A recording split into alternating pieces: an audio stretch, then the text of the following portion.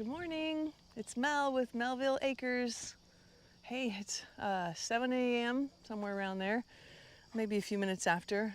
Oh, it's about 70 degrees and we're going up to 99 today. So I'm out here checking on the animals real quick, making sure everybody's good this morning while I get some things watered. I've got to water my plants, mostly my flowers. Yesterday, I ran my drip lines in the vegetable garden for quite a while just to be sure they had a little bit extra going into this week because every day we'll have 100-degree temperatures. So I got to start working to sort of defend against that. I've got my water, my mineral water with electrolytes in it. I use a product called LMNT for electrolytes. And the ones that I chose today in my water are a lemon lime, I think is what it is, or citrus or something like that, but it's basically lemon lime. And I really like it. I have orange, watermelon flavored, raspberry flavored. They're all really good, and whatever flavor they are, it really helps. When you have to get out and work in this kind of heat, that really does help. So I'll leave a link down below if you're interested in the product. For right now, let's check out these goats. Hey, hi babies. Hi my puppies. Everybody slept over here last night? What are you doing? You slept over here last night? Oh my Ivy? Yes you did. Hi my Lily. You're so dirty. What are you doing? Why are you sleeping over here, huh? Yeah? Hi there, Karen. Hey Coco. Who's making noises? You guys weren't locked in. That's an interesting place to sleep. Hi, Gracie. Hi, Gracie. How are you? Hi there, Stormy. Hi, babies. Everybody's okay this morning. You just look so beautiful. Yes, you do. Well, Jack, what are you doing? Jack better not be bothering that little baby. I gotta separate her. He's getting a little bit too pushy these days. Boy goats. My gosh. Boy goats are crazy goats. They are crazy goats, Lily. Did you have a rough night? It looks like you had a rough night. Let's look over here and see what it looks like. Why'd you guys sleep there? It's kind of weird. This all looks all right to me. It doesn't look bad. I mean, that's a perfectly good shelter. That's usually where they sleep, is over there. But I've opened up everything, so there's 3 basic areas that are all open to each other. Nobody's locked in anything. All the doors are open, so this is all by choice then. Good girls. Good girls, my puppy. I'll come back and make sure you have electrolytes today too, okay? Because I just love you so much. Yes, I do. So I have electrolytes for the dogs and the goats. It's called Bounce Back, and it's just a product for livestock generally. They like it a lot. I don't use it daily because it draws flies, because I think it's sweet. But it helps them kind of get through these really hot days as well. Plus we have little kind of Tupperware bowls that we freeze. We fill them up with water and freeze them, and I probably have about a dozen of those. So I'll come out here at noon when it starts getting really hot and add that to their waters to make sure that they've got something cold to drink throughout the afternoon. And then the chickens, they get veggies, frozen ice cube trays with frozen veggies in there. So that kind of helps, gives them something cold, like the little chicken popsicles. Hey babies, come back. Those are my new ducks, the Flintstones. They always run away. One day they won't. They're getting curious, so they come around every now and then. Hi babies. Hi Gary. And that's Gary at the pool, and then Harry and Sally behind him. So the big gray and white new ducks back there, that's Fred and Wilma. And then the little smaller ones, black and white, that's Barney and Betty. And then we've got all the chickens, the leg layers we have, or the egg layers. Oh my God.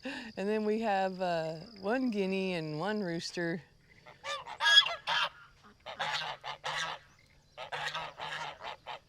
Oh, you have stuff to say. You've got something to say, Gare. We got a couple of chicken cats out here, making sure there's no rodents in the chicken coop. That's always nice to have. Everything looks good here this morning. I came out earlier and opened up their coops so that they could come out and run around and tell the world they're awake. Here's the garden. It looks pretty good. Looks pretty good so far. I don't see armadillo damage in the wood chips. So let me do a quick walkthrough. We've got rhubarb, and here's our upcoming baby tomato plants. They're looking really good right now. They had some trouble earlier. They've been transplanted 3 times, but the 3rd time was the charm. And here is the cabbage patch, which has been decimated lately by bugs. Now, I had it all covered in diatomaceous earth before we got a little bit of rain yesterday.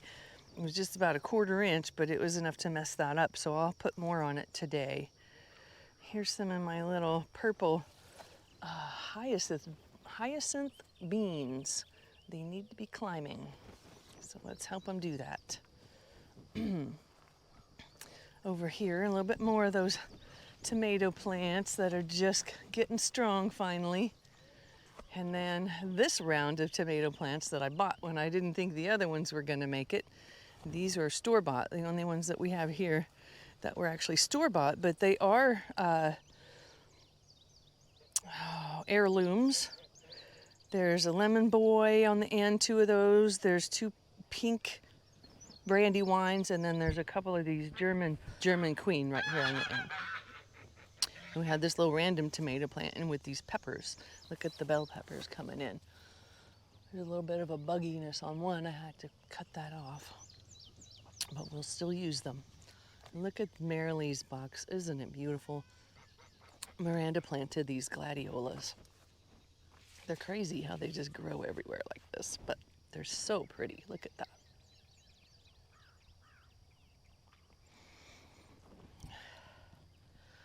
These cucumbers look amazing still. They won't go up. I have to come and make them go up the trellis. They'd rather go down.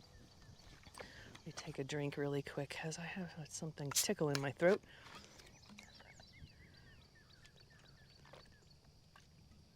And then we've got some more peppers.